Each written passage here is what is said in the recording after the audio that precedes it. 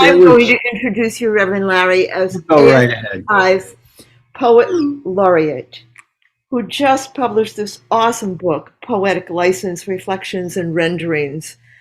Reverend Larry, I have enjoyed listening to every poem that you have thus far written and read for us.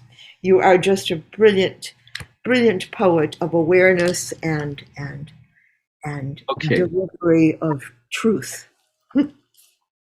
Well, let's hope so. All right, this poem is something that everyone has practiced from one perspective or another, sometimes more spiritually inclined and sometimes less so. And this sort of merges the two, and it's called SelfInquiry. SelfInquiry. Sometimes I am everything, and sometimes I'm just me. What inside decides to act, and what part lets it be? What part in me writes the poem, and what part of it reads, and what part of me eats the food, and who is it that feeds? What part just sits idly by to radiate or shine, and who is it that reads these words, and who decides they're mine? Who that likes the melodrama? Who incurs the debts of karma? Who goes crying for his mama? Who that stays serene and calm? Who takes the body here and there and sees and tastes it all? Who knows that it is vastness? Who complains it's very small? Who decides it wants the food, and who reports that it is good? Who just sees the movie run but never is a critic? And whose mind is it anyway that gets so analytic? If no one is the watcher, the enjoyer, or the jerk, then who is it that tells him that he still needs lots of work? Who remains the silent one, not even as an I? And who decides to play, talk, interact, identify? The play's the thing when so inclined to catch the conscience of the mind. Who says, I know it rang so true while sitting in satsang with you? Who says nothing, not a sound, is everywhere, formless, unbound? Who knows when there's no one home? Who watches all with glee? And who is it picks up the phone and says, hello, it's me? Silently together or noisily alone, something sits inside to watch, and something writes the poem and wonders just how it can be the silent witness and the me. When the eyes are all just mirrors looking back at this one self, who feels sometimes like a giant, sometimes like an elf? The paradox, identity, who sees it all, and who's this me? The answer known from deep within. I am, that's all, while you just spin. Your games and poems and movies and relationships galore, ripples passing one another and waves lapping at the shore. Who knows interaction, who non-action, doing, being, human communication, divine perception, simply seeing. It's here, that's all. I am, unsaid, behind the soul, eyes, mind, and head. It will be even when I'm dead. Eyes and minds and heart and head, the silent one just watching all, that knows it's neither vast nor small.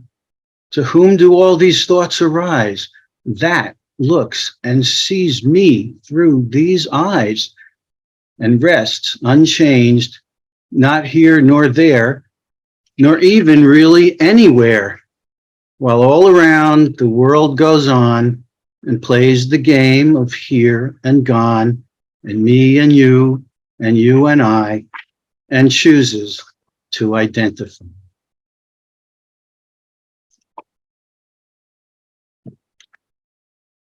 So now that's one of a maximum of 4 and a minimum of 2 that I'd like to do, and I leave it up to you guys to tell me how many is too much.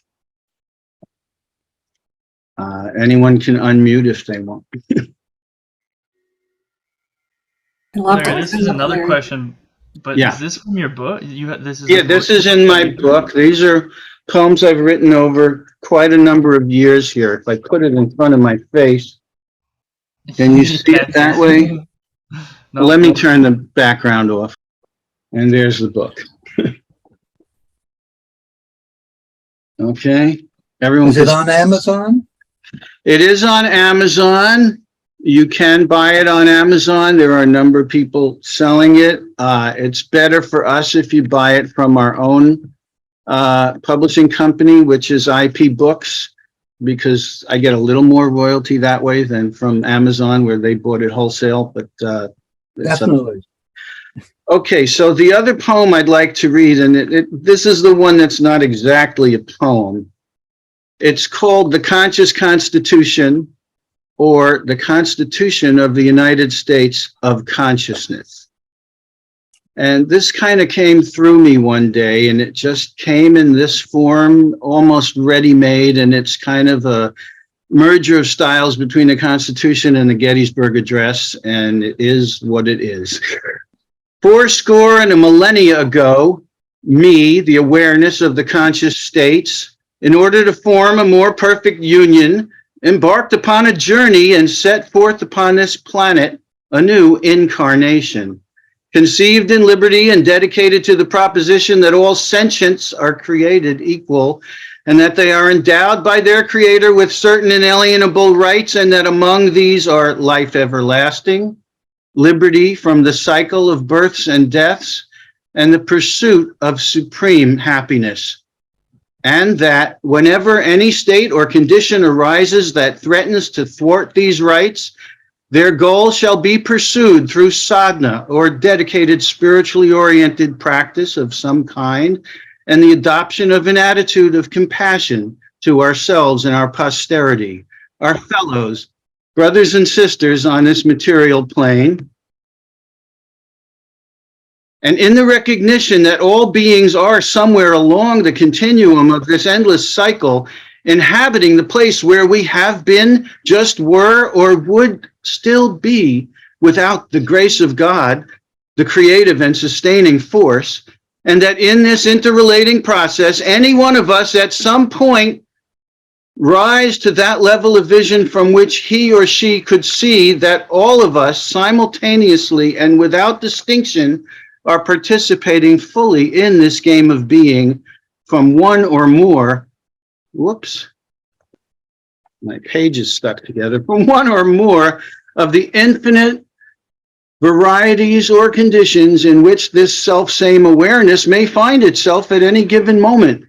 And that to deny these rights to the illusion of others is truly to deny an aspect of our own condition, equally existent but ultimately unreal, vibrating at just another frequency of the evolutionary expression that spreads across the spectrum of manifestation, from dreams to subjectively solid existence, through all the endless combinations and interdependent constellations of experience and relativity ranging through the universe, as they arise, move, act, and interact as the individuals we generally agree that we are and perceive ourselves to be.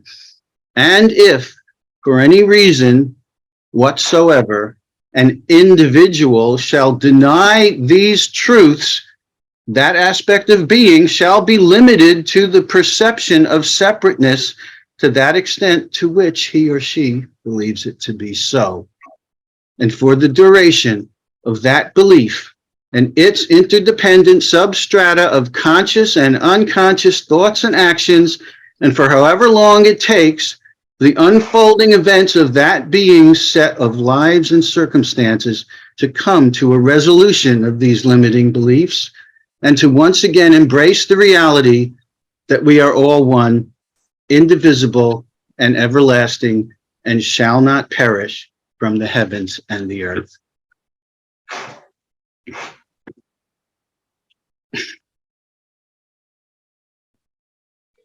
Now, I don't know if that was my best reading, admitting someone to the room in the middle of it, having pages stick together, but it's one of my favorites. Thank you, Larry.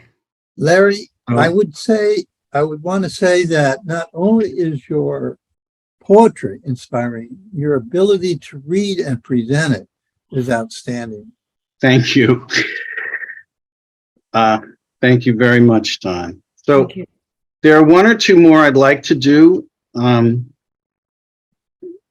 is on blind faith, and which really deals with interfaith issues. And this is one I read at the United Nations Interfaith Chapel on an event that Guru Dilipji hosted a number of years back. And the other one is a much more recent one on gender issues. So with your permission, so I Yes. read both. Go for it. On Absolutely. blind faith, when religion is based on fear, not love, you cannot feel that God's within. You're stuck with the fear of that God above and spend your days in dreading sin. You feel threatened that folks outside will obscure the divine truth from others and cannot see it's not they who hide the oneness you share with all sisters and brothers. You cling to verses in a book and dare not go within yourself. You cannot take that deeper look when you put the book back up on the shelf. The darkest fears then make you tell all sorts of lies you think are real. You'd rather say, kill the infidel, than see inside behind your zeal. Plowing heaven under, creating hell, you run from what you cannot feel. And while obsessed with hatred and killing, far from the truth behind your chapter and verse, seeing only difference in those unwilling to follow your way, you make things worse. Wars and famines, the years roll by. Generations of blood spilled on the soil as families torn apart moan and cry from the folly of your misguided toil. When you say my way or the highway, proclaiming God bids you to carry that torch, you block the very light of day and cast long shadows o'er the earth you scorch. Whether Hindu, Muslim, Christian, or Jew, the subtle music of your soul, singing never instead, but in addition to, is the song that could have made you whole. This refrain down through the ages, missed by zealots in their furious blindness, yet heard by saints, rishis, and sages, could have turned the world into one of kindness.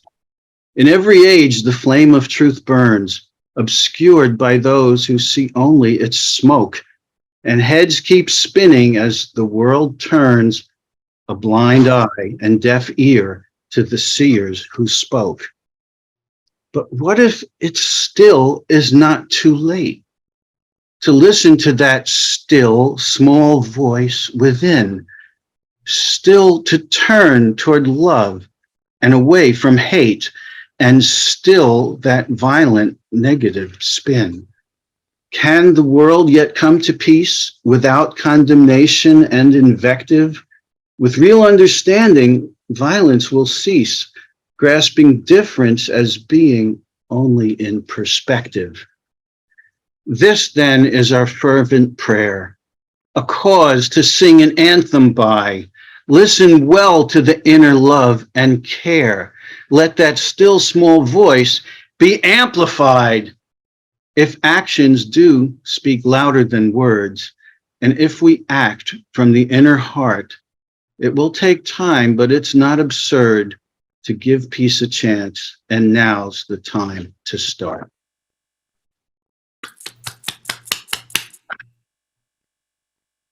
Okay. Yeah, Thank you, Reverend Larry. I'm just going to do one more, and it's a shorter one. I got to see where it is, because I don't know what page it's on. Gender equality, page 51. Okay. There were about 30 some odd poems in here. I'm only doing 4, okay? Gender equality, genuinely gender-free without forced him, her, they, or she would be a pleasant victory away from all hypocrisy. Though bigotry can be quite brutal, pushing pronouns seems quite futile. in changing minds of those who may attack those trans, bi, straight, or gay for simply living or loving that way. Political spin, volatility, and idolatry can preempt the achievement of true equality, leading into more hostility by those who can't or will not see. The truth, though some may find it odd, the real gender-neutral one is God.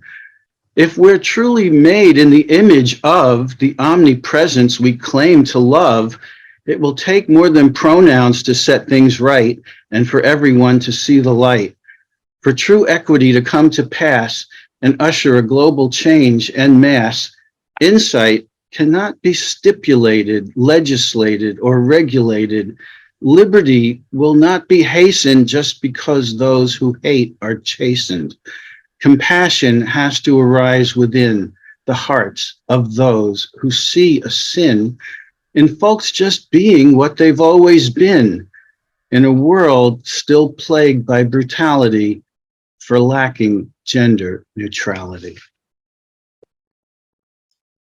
Thank you. Thank you. Thank you.